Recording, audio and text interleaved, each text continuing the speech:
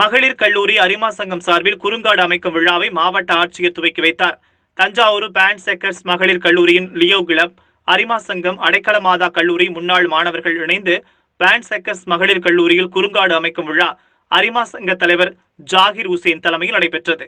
கல்லூரி தலைவர் முனைவர் அருட்சகோதரி மரிய பிலோமினா முன்னிலை வகிக்க இயற்கை வளத்தை மேம்படுத்தும் வகையில் மாவட்ட ஆட்சியர் கோவிந்தராவ் மரக்கன்றுகள் நடும் நிகழ்வினை துவக்கி வைத்தார்.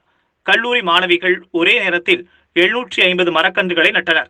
நிகழ்வில் கல்லூரி செயலர் அருட் சகோதரி மரியம்மாள், அரிமா சங்க துணை மண்டல ஆளுநர் ராஜரத்தினம், அரிமா வன மாவட்ட இயக்குனர் ரமேஷ் மாரி, செஞ்சிலுவை சங்க செயலர் முத்துக்குமார், அரிமா வன திட்ட இயக்குனர் ஸ்டாலின் பீட்டர் பாபு உள்ளிட்ட திரளானோர் கலந்து கொண்டார்கள்.